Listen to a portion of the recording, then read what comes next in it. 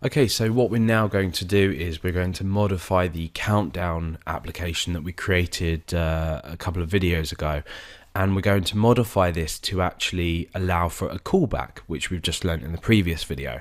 So at the moment, the countdown application in the browser looks something like this. We count down from a specific number to a specific number, and then we have a finished output here. So when I refresh the page again, you'll see that this will just count down to 1, and then when it's finished, it will say finished. What we want to do is enhance the flexibility of this application to allow us to be able to pass a callback when we call the countdown method, and this will just allow us to output whatever we want or do whatever we want when the countdown reaches 0.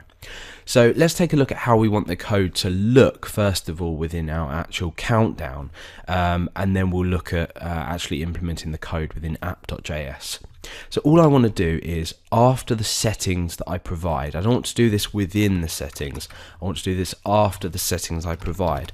I want to be able to pass a closure and then say console log finished. So I want to count down from 3 to 1 and then say finished. In actual fact, let's change this. The countdown has finished. Okay, so within app.js at the moment, let's take a look at where this is happening. It's happening down here when we get to the end of the counter. So we don't actually want to do a console log finished. So we're going to go ahead and get rid of that functionality. And in here instead, we want to go ahead and call the callback that we've passed to this function when we hit the countdown end. So as it stands at the moment, just removing that console log, it gets to 1, gets to 0, and then does absolutely nothing. So we've implemented the anonymous function, or the closure that we want. Let's go ahead and add it to the property or the parameter list up here, that we want. Well, we'll just call it callback, but yeah, this is the callback that we want to run.